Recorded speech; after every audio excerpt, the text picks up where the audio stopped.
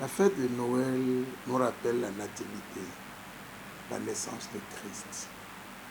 C'est surtout ça que je retiens dans cette fête. Il y a des polémiques, comme vous venez de le dire, c'est vrai.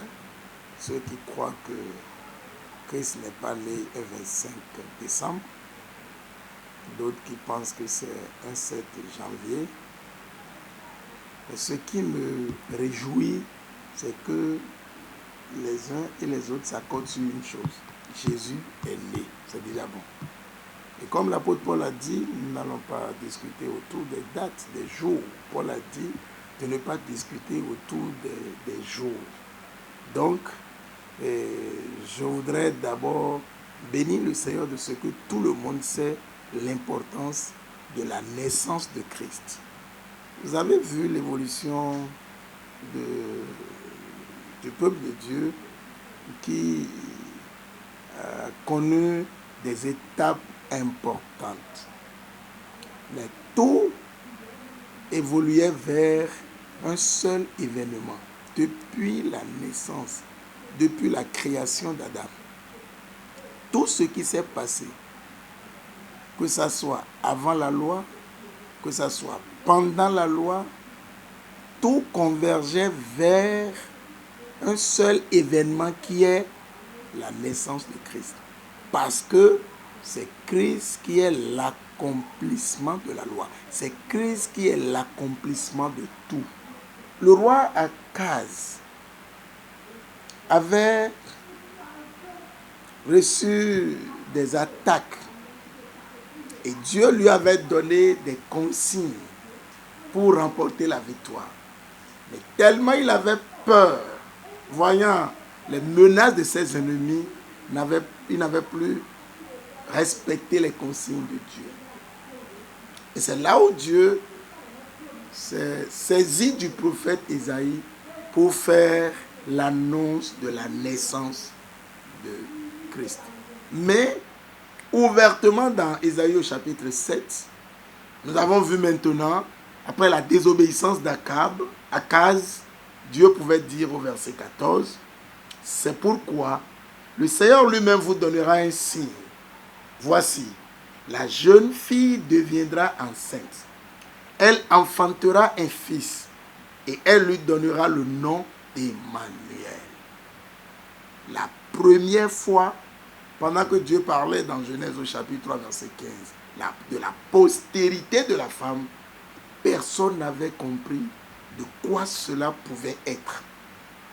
Mais lorsque Ésaïe est revenu 8 siècles avant la naissance de Jésus-Christ et avait annoncé, on a compris que c'est d'une fille vierge que Jésus allait naître. Et le moment venu,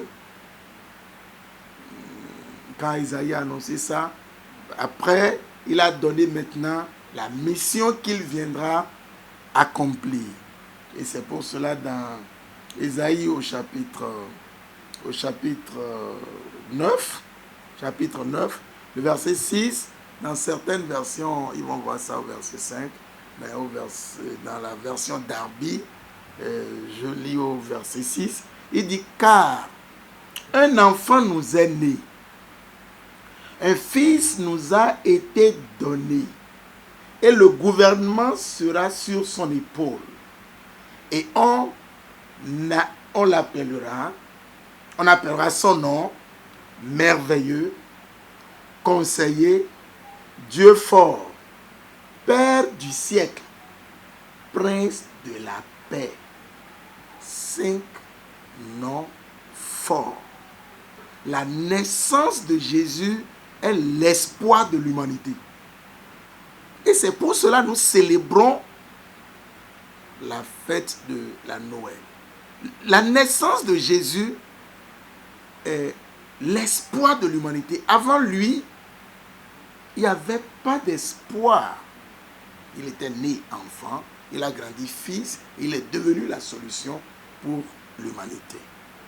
Donc, aujourd'hui, nous saisissons cette occasion pour annoncer à l'humanité agonisante, à l'humanité souffrante, à l'humanité qui n'a plus d'espoir qui a l'espoir. C'est ça la raison de la Noël d'aujourd'hui. Maintenant, nous, les chrétiens, c'est à ce niveau que le problème même se pose.